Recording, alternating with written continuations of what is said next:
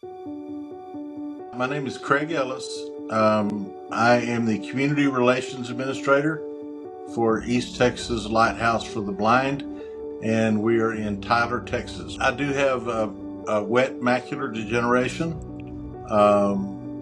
which of course affects the central part of my vision, missing the critical focus. I have some distortion and blurriness, but I do have good peripheral vision. I'm thankful for that. I've already lived with it longer than most people live with it.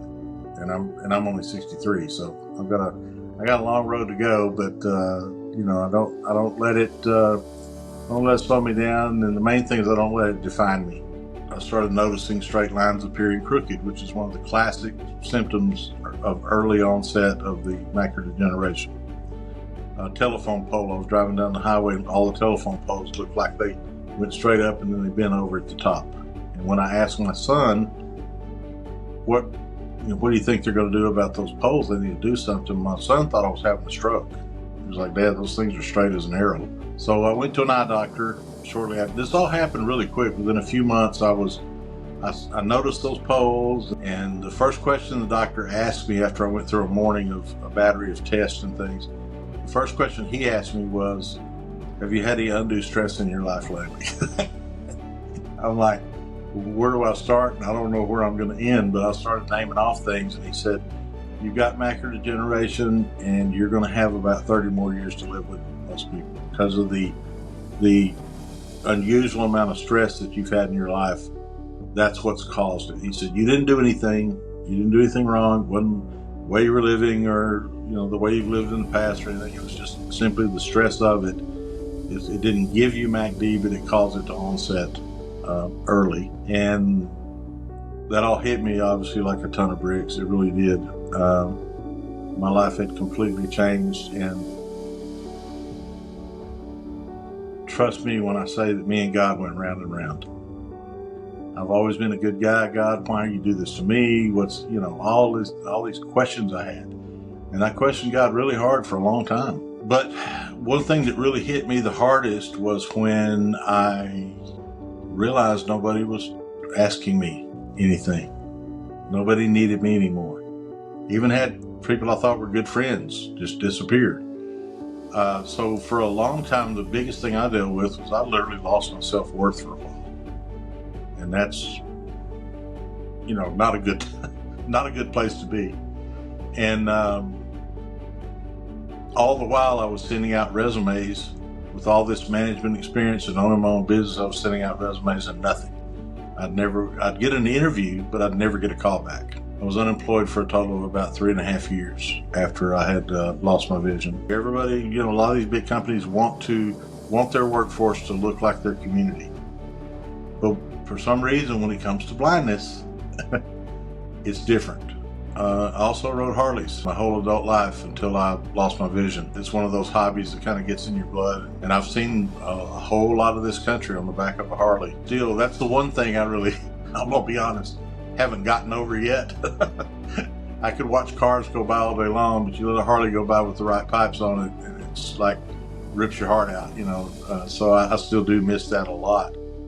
The easiest place to start is our mission statement, which is to empower the blind through rehabilitation, education, training, and employment. There's a saying we use around here is we never say no, we say how. So if there's something that someone asks us that we don't currently do, we genuinely think, how can we do that? We want to know what their goals are, and then we try to figure out how to train them to get to those goals. One of the first people I worked with was a guy that came in. This guy was homeless, but his story was a lot like mine.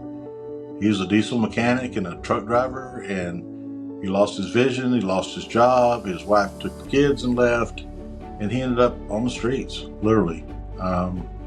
And when I told him my story and told him the only difference in me and him was I had a son that called and said, hey, till you get on your feet and figure out what you're going to do, you can come stay with me. Or I could have been on the streets. After all that years of success, I could have been on the streets. So when I told him that, he said, let me think about it, because he's like, nobody's going to help me, man. Nobody wants to. Just give me a piece of paper saying I was here and just let me go. You're wasting your time on me. And 2 weeks later, he showed up with a haircut. He'd gone and got a voucher at the Salvation Army, got a pair of slacks, a button-up shirt, and he had a resume in his hand. He goes, "Now I've been thinking about what you said," and he said, "I believe you can help me." So fast forward, placed him in a job, he got his own place, and he actually got custody of his kids back. And he did it. I just kind of had to guide him along the way. He was hugging my neck and telling me, "Thank you for what you've done for me," and all. I'm like, "Dude, you did it. I just kind of helped push you along and give you a little guidance, and that got through." When I placed him in a job, I went and sat down to finish up notes after he left, and it hit me. That's why.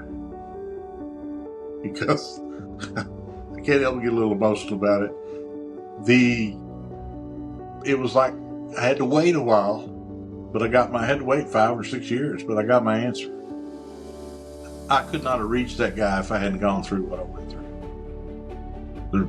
The knowing what he was going through, knowing what he was feeling, being able to feel what he was feeling was the only reason I could reach him. And now I know why. At least I know why. It was tough to go through, but at least I know there was an ultimate reason. Your life has a design and a purpose, and sometimes you don't know what it is. Well, I actually know what my purpose is now. And so I'm like, okay, thank you, God. The number one thing that we can give people, honestly, is hope. So the first time they see that light is the time I want them to realize that that's hope and there is a future. That's what we really want to see everyone realize their full potential. We let them set their own goals, but we make sure that they've got the skills and all to get there. So the light shining out of the lighthouse, that's exactly the way we approach things. We want to be that light to everyone that we can come in contact with, and the light's got to be bright enough where everybody sees it.